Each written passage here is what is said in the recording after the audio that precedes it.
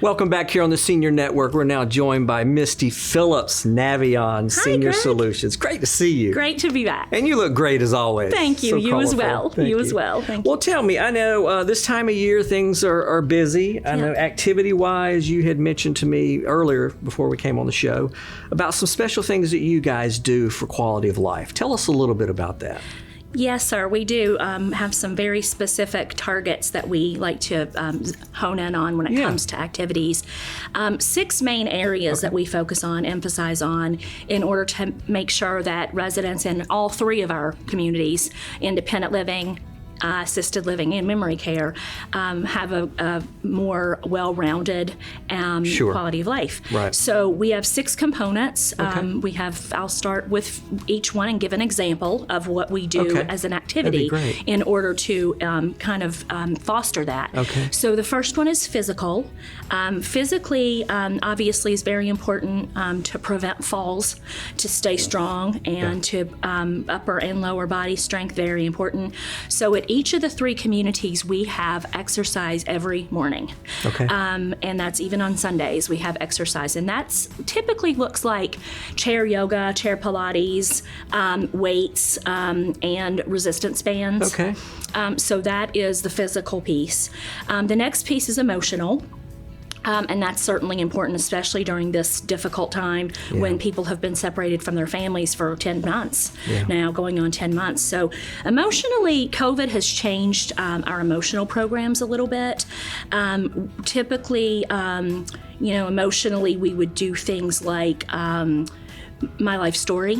Where we would go around and talk about their life stories and bring up emotions from their past, positive emotions, and tell me about your first childbirth. Tell me about your wedding, things like that. They probably love thinking back and talking about that. Yeah, they have the most amazing stories. That the greatest generation, and they really are. They really are.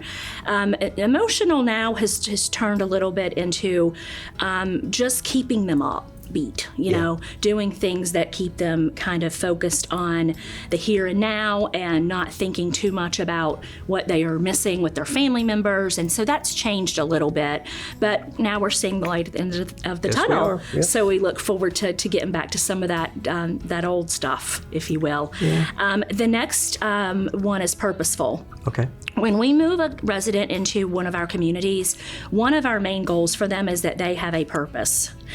People need to wake up every morning with a purpose. Absolutely. So there are activities that are geared toward that purposeful life. Okay. So that each person, for example, we have a gardener, master gardener, and that's her purpose. Yeah. She gardens. She wrote the Island Packet gardening column for almost 30 years. Wow. And she's 94 years old in a wheelchair. She takes care of the garden every day. That's an example of purpose. Right.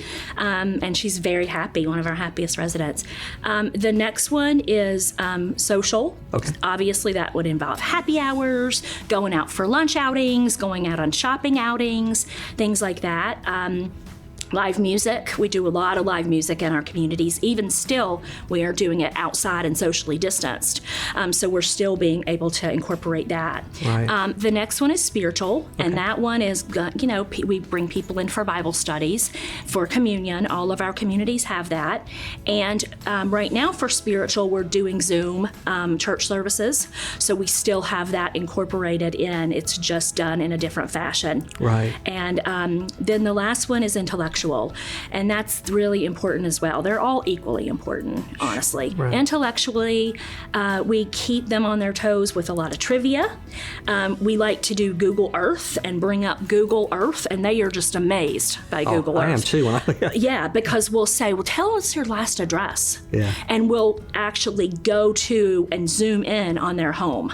And most of them have no idea that even exists. That's an awesome idea. So it keeps their minds at work, and you got to use it or lose it. Yeah, you guys are awesome. You have a lot of fun over there. We do. I know that. We have a lot of fun. You do. And we're family. Yeah. Well, it's because of you. It's just your personality. Thank you. Well, tell the viewers that don't know, I know they're out of the community. There are 3 separate places. Yes, sir. Describe those.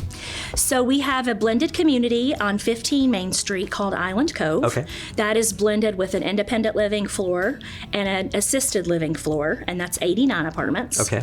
We have a memory care community that is a very small and intimate environment, which is very conducive to memory care residents, called Harbor Cove, and that is at 48 Main Street. And then down toward Hilton Head Plantation Circle at 80 Main Street, we have Village Cove, and that is the only freestanding all assisted living in Beaufort and Jasper counties. Wow. Okay. So that's very important. We're very close, all of us. It's just a very loving, intimate, family-centered environment. Sure. And at this time of the year, is there any availability if folks are interested in moving in? Yes, sir. We do have availability at all three communities, and it is important to note that we are a rental program. Okay. So we are not a buy-in. It's a month-to-month commitment, and so it really is something that you can come in and try short-term. You know, if your family member needs something just for a little while, if a caregiver is going out of town and they need a break, they can come in on what's called a respite stay, which is just another way to say short-term. Great. Misty, so good to see you Thank again. you, Greg. Hey, thank you so Merry much. Christmas. Merry Christmas to you. Thank you very much for having me. Email us any comments, questions you may have here on the Senior Network, where the senior care experts come together for you. Thank you, and we'll see you the next time.